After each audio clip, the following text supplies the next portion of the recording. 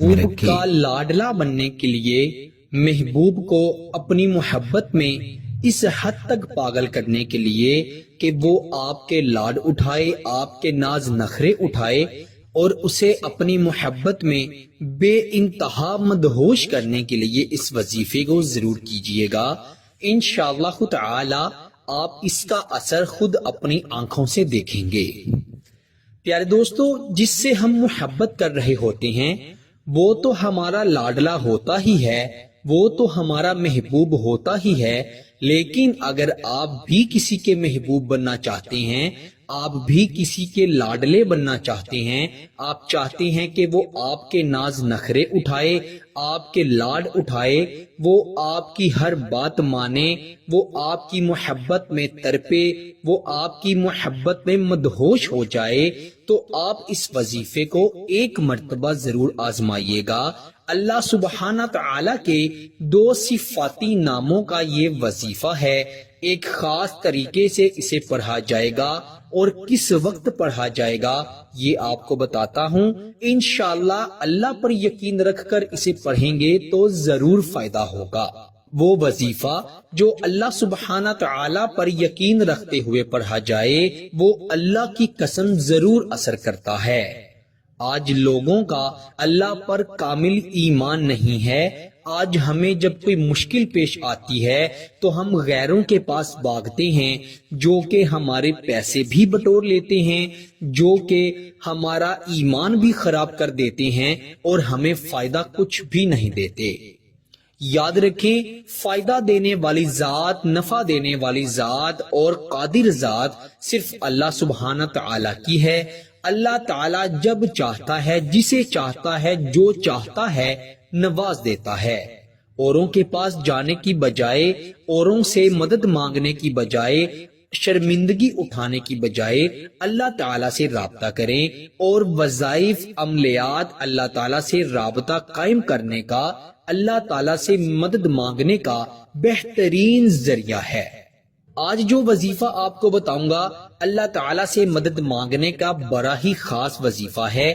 اگر آپ کسی شخص کو اپنے قابو میں کرنا چاہتے ہیں، کسی کے دل میں اپنے لیے محبت پیدا کرنا چاہتے ہیں، اگر آپ چاہتے ہیں کہ دشمن بھی آپ سے محبت کرے، اگر آپ چاہتے ہیں کہ جو شخص پہلے تو آپ سے بے انتہا محبت کرتا تھا لیکن اب وہ کسی اور سے محبت کرنے لگ گیا ہے اور وہ واپس آپ کی طرف لوٹ کر چلا آئے، تو میرے بھائیوں، میری بہنوں، اس وظیفے کو ضرور آزمائیں۔ انشاءاللہ یہ عمل، یہ وظیفہ پڑھتے ہی اپنا اثر دکھا دے گا۔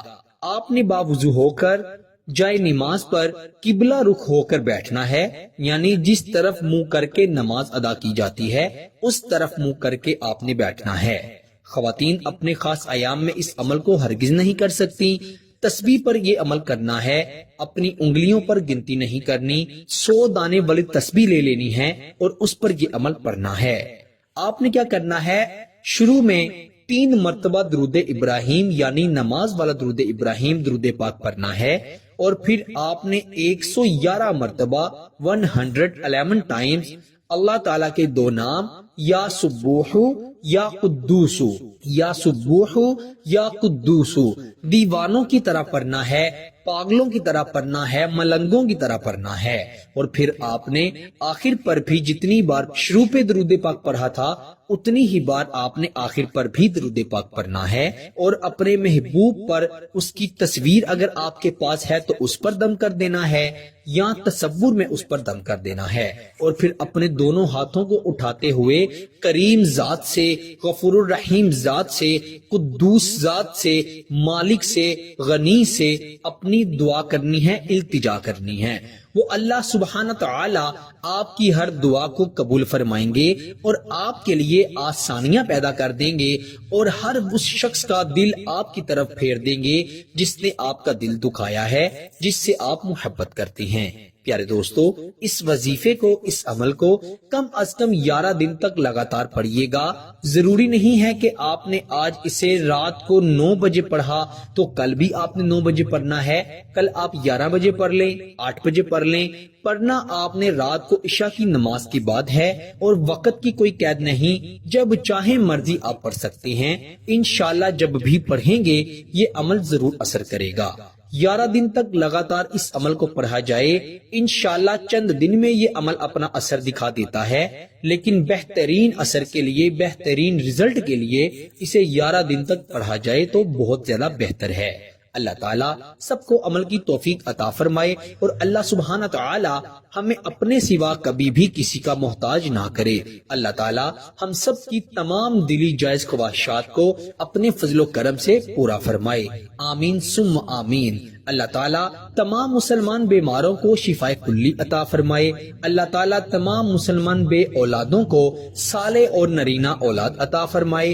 اللہ تعالیٰ جو ماں باپ اپنے بچے اور بچیوں کے رشتوں کی وجہ سے پریشان ہیں، انہیں اچھے اور نیک رشتے عطا فرمائے۔ جو مسلمان اس دنیا فانی سے رخصت ہو چکے ہیں، اللہ تعالیٰ انہیں جنت الفردوس میں اعلیٰ مقام عطا فرمائے۔ ان کی زندگی کے اللہ پاک تمام صغیرہ اور تمام کبیرہ گناہوں کو معاف فرمائے۔